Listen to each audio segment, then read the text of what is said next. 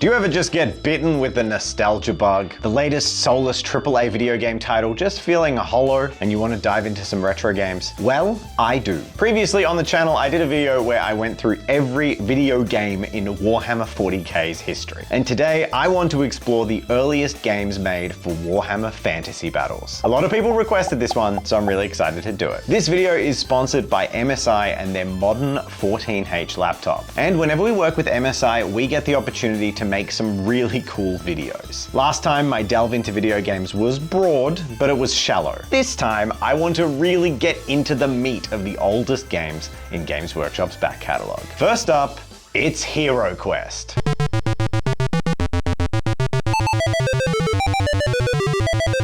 HeroQuest is a name that might be familiar to many people, often touted as one of the most classic and best boxed game experiences Games Workshop has ever made. It was extremely successful, spouting many expansions and a long legacy. A mere 2 years after the board game released, HeroQuest the video game was released for Amiga, Commodore 64, DOS, and more. Oh boy, I briefly forgot I was playing a game from 1991. So when I grew up, we had a DOS computer. I remember the black screen and green text, command prompts, and floppy disks that were actually floppy. So I knew what I needed to do. The manual. If you wanted to play any game before the mid-thousands, you needed the manual that came with the game. The HeroQuest manual is deliciously in character, with blurbs and story establishing the setting, and let's face it, it was the thing you excitedly poured through while your parents drove you back from the shops. A common feature of games in this era are menus filled with abstract ideas, icons, and click locations, often lacking in pass over or hover over text prompts. This means you have no idea what the function of even basic menu items are unless you can guess them or work them out with context clues. Thankfully, the lengthy HeroQuest manual filled in all of my blanks. The first port of call was establishing my party, and this game allows you to rename your characters. So naturally, I chose fitting heroes for Murray, Jen, Jazza, and myself. The gameplay is simplistic, but in an extremely enjoyable way. I found myself having fun immediately.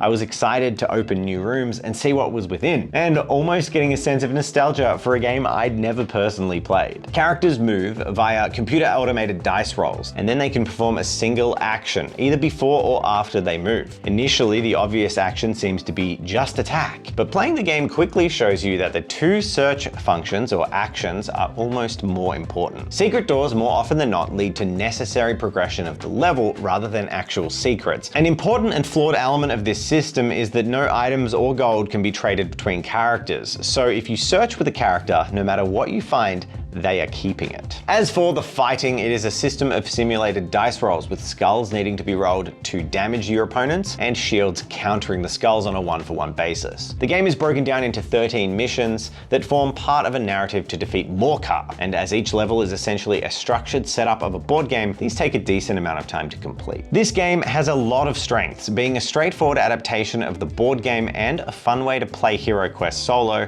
even today. I did, however, feel that the need to return to the exit of the dungeon as well as the near mandatory searching twice in every game cell added a tedium to play that grew tiresome over time. Obviously, the obtuse nature of the HUD and buttons is extremely difficult to get past if you haven't got the manual on hand, but with it, nothing in the game seems mysterious, unfair, or confusing. In reflection, it was great to properly dive into one of these board game adaptations, and it makes me want to reconsider my less favorable reviews of the classic video game adaptations of Space Crusade and Space Hulk. Perhaps sit down with the manual for an hour and give them another go. But for today, it's time to move on to the next Warhammer game in the list. Although admittedly, this one barely feels like it counts.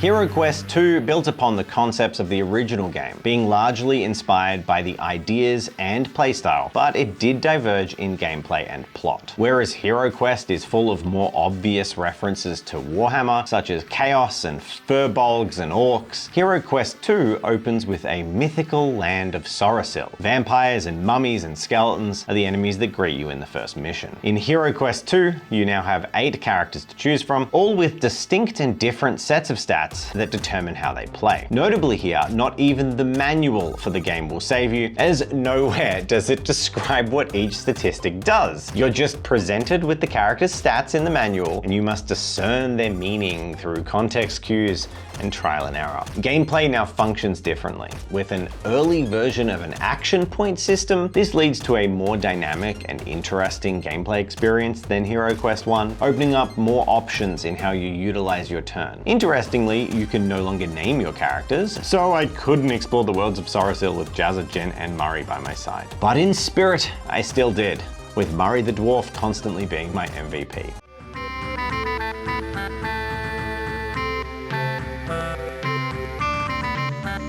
The same item bounding and lack of trading issues apply to Sorasil, with the player who finds the item unable to give it away. But broadly, there are far more items to be found in any given mission, and they affect your characters in more interesting ways. At face value, all of these changes make the game superior to its predecessor in every regard. However, when all pieced together, the sum feels less than its parts. Rooms and environments are larger, with open spaces as well as dungeons, but they're no longer grouped together into cells, which means exploration and searching is extremely tedious. Rather than your character searching the entire room when they search, characters search a few squares around them, meaning you spend much of the game moving a few steps and cycling through the two types of searches before slowly trudging on, only to be extremely annoyed on the rare occasion you do turn up a good item, but it's for the wrong character. Usually, I will admit to being a bit of a loot goblin, searching every nook and cranny in games for any secret items or collectibles. However, Sorasil turns this into tedium, because this is not an optional feature. You cannot and will not progress unless you are constantly searching, with hidden items vital for mission progress, and hidden doors your literal only way to proceed to your destinations. My final point about Sorasil is the difficulty, which is, simply put, extremely swingy. Unlike the original game, HeroQuest 1, my characters were dying left and right, and levels seemingly had unkillable RNG opponents that brutalized you without any way to avoid them. I confess to only playing the first mission of this game, repeatedly, for hours, only to be slaughtered wholesale by a single vampire and being made to start the whole mission again. This vampire I killed sometimes in 2 hits, and in other times it trounced me. There's no loading or saving in the levels, and character death is permanent and their progression is lost. So this kind of gotcha RNG element just isn't fun. While there are plenty of levels to explore, 9 in total, I was stumped at the first, and the repeated trial and error that may have kept me engaged as a small child in the 90s quickly destroyed my desire to continue playing. One of the great things about these classic games is the nostalgia kick of playing some fairly timeless games that can be enjoyed anywhere. You know what helps me enjoy them anywhere? Today's sponsor, MSI, and their Modern 14H. My job at Tabletop Time is extremely dynamic. In any given week, I'm doing admin, responding to emails, monitoring YouTube Studio, 3D modeling, setting up prints, painting models, or even playing video games. And all of that work is done on MSI computers. The Modern 14 is powered by up to a 13th gen Intel Core i9 processor. With the compact 14-inch form factor and 16:10 golden ratio display, the Modern 14 is perfect for a busy studio, maximizing your desk space while remaining extremely comfortable to use. Even if you are in the Tabletop Time dungeon, you can get exceptional Wi-Fi speeds with its 6E inbuilt Wi-Fi, which we use to transfer video footage wherever we are in the studio. One feature I love is the physical webcam shutter. I grew up paranoid and cramming blue tack onto my laptop webcams, so this is perfect for me to feel comfortable. In a conference, no worries. The Modern 14 folds out flat, and you can rotate the screen with a single button push. Oh, and the last thing I wanted to mention, this laptop feels good. It's built to meet military-grade durability tests, and also just nice to touch. It's that satisfying, more environmentally friendly recycled plastic feel. So go check out MSI today, links are in the description, and they have something for everyone, and they're a massive support to our channel. Please go send them some love, links are down in the description, so thank you, MSI. Now that I've finished swooning over my new laptop, it's time to move on to the next game.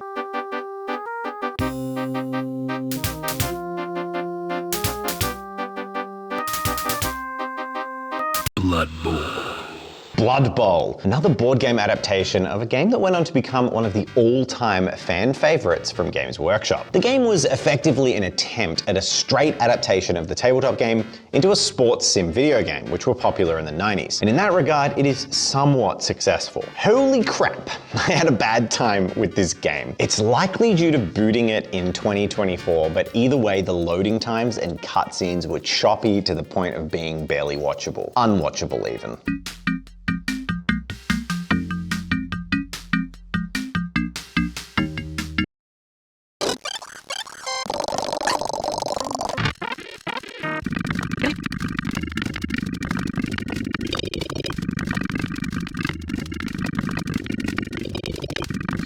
For 1995, the game delivered on its promise of being a video game adaptation of a board game, but where HeroQuest attempted to make the game more accessible to people without a GM or to people who wanted to play solo, and HeroQuest 2 adapted and tried to advance the source material, Blood Bowl for me just took the worst elements of tabletop gaming and 90s video gaming and combined them in a pile of garbage. The AI is painfully slow, as are the animations and general play experience. The age and nature of the game makes me feel more like I'm playing an exceptionally slow and complicated game of chess than a fast-paced fantasy football analog with violence.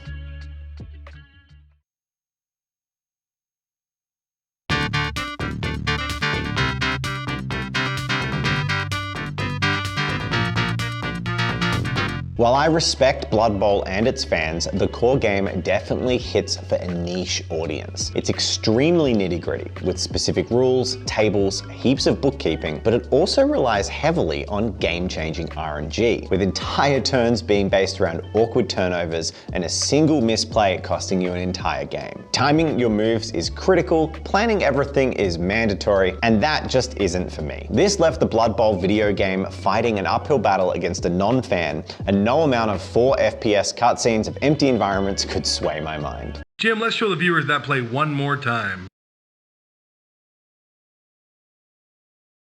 I loved the ambitious amount of things included in the game, factions, as well as the retro art, designs, and the commentators were fun. Okay, Blood Bowl fans, it's splatter time!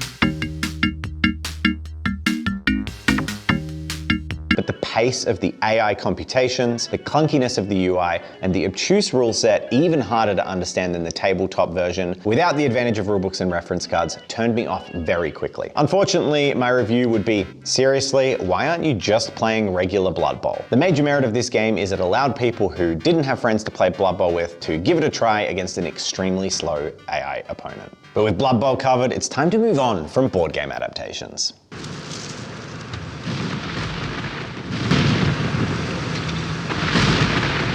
The second last 90s Warhammer fantasy game is also the first genuine Warhammer fantasy game ever made. Warhammer Shadow of the Horned Rat, fitting in the era of Scaventide that I'm reviewing this. It was developed and published by Mindscape Games in 1995, and in researching the company, I just wanted to add, screw you, Mindscape Games! So they made Lego Island, a game that I played as a child. And immediately after publishing Lego Island, they allegedly fired the entire development team to avoid paying them royalties and bonuses because the game was so successful. Cool.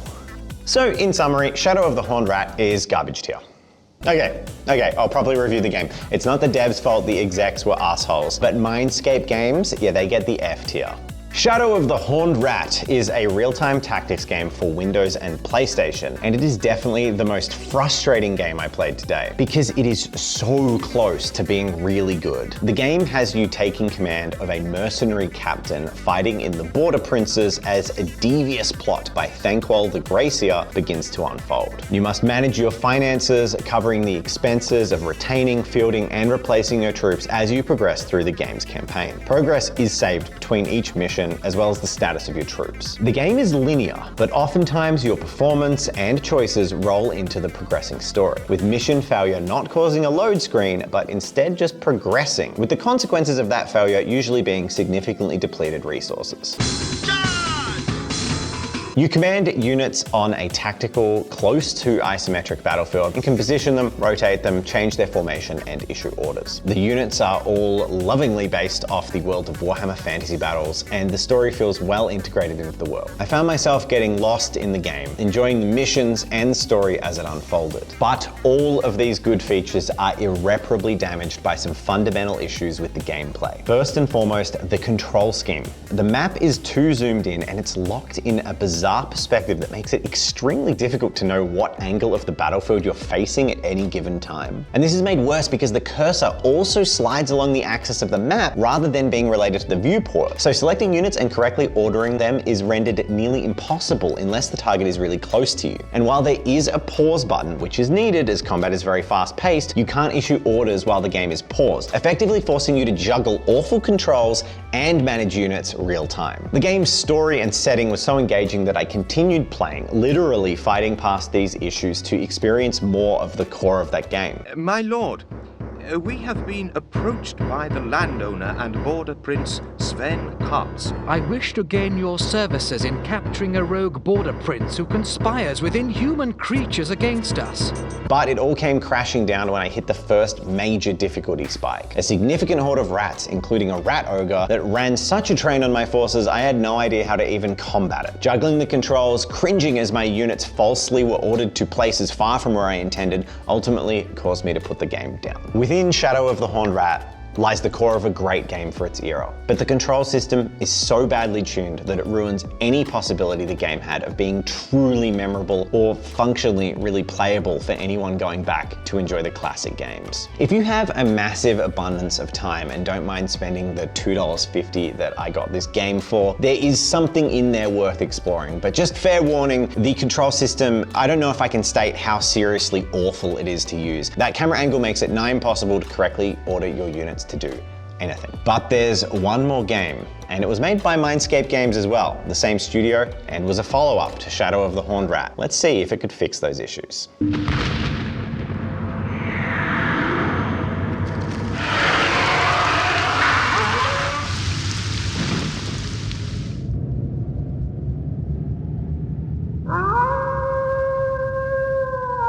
Warhammer Dark Omen. I was immediately drawn to this game as it perfectly captures that era of awkwardly rendered 3D models and faces in cutscenes of that era I find weirdly charming and nostalgic. Charge! Charge! Open fire! We're under fire! Target received! Open fire! Dark Omen was released in 1998, but published by EA Games, and it improves upon its predecessor Shadow of the Horned Rat in many, many ways. The game is a real-time tactical strategy game, and broadly, the core of the gameplay is distinctly similar to that of Shadow. The most notable overhauls, however, are all to do with the map, terrain, and UI control, which are fundamental to an RTS. The camera actually zooms out further, and the perspective is no longer super confusing. Advances in 3D terrain, which allows for line of sight combat, making ranged attacks a far more strategic affair. Units are much easier to select, with turn facing and ordering around being simple as well. HUD indicators allow you to easily select them when they're off screen. And all of this is done while still reducing clutter on the screen and allowing you better oversight of the battlefield in general. Line of sight does, however, also introduce friendly fire, and units' exact tracking, hitboxing, and targeting are often confusing or counterintuitive, such as when I place my units on high ground overlooking foes, only for them to be unable to fire without line of sight. With the positives said, Dark Omen doesn't exceed in every regard versus its predecessor, because in my opinion, the writing in this game is more linear and far less realistic. Characters talk to each other like children's cartoon characters, announcing their names and relationships to one another in opening dialogue lines, which comes off as rather cheesy. Well, you were my mentor 20 years ago, Klaus, and your advice has usually been sound. So, very well. Ah, Matthias. Fancy meeting you here. I told you before. Don't call me Matthias. Address me by my proper title, Witch Hunter General. Show respect, Bernhard. Call me Commander. That kind of thing. There's a definite battle amongst the numerous NPCs to show off who is just the coolest dude, and it winds up making the silent ones the most likable because they don't talk. I warn you, don't incur my anger. I am the surgeon of sin. Another awkward note is the inability to replace destroyed regiments in a campaign that is fairly difficult. Wizards in particular are both deadly and fragile.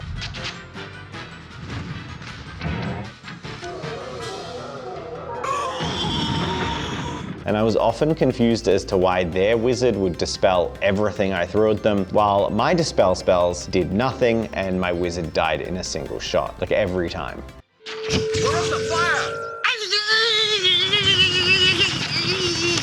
The most critical issue of all with Dark Omen is actually not one the game launched with, it's the lack of current playability. The game is currently impossible to play without the support of a dedicated small group of fans who love it to this day, modding and patching old game disc files to ensure owners can still play their game on modern systems. Of the 5 I played today, this was definitely the most difficult to get my hands on and to basically get working, but thanks to them, it was possible. Overall, I found the combat loop presented in the game difficult but fairly satisfying, and of the games I played today, I definitely recommend this one if you're a fan of old school tactical combat games. From what I could find online, the game met some moderate critical acclaim, but it didn't sell well enough to generate any interest in a follow-up or a sequel.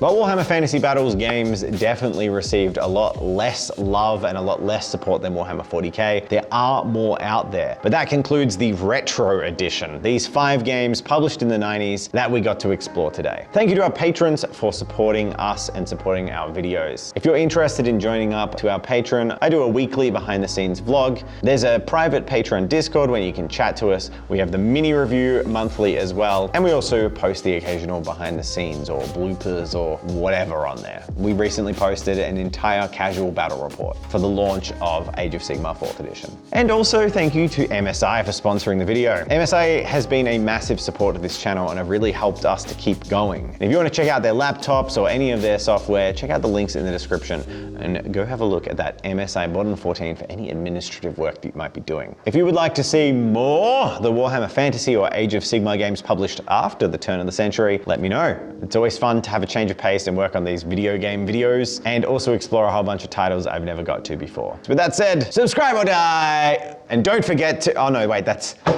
Mini Hack.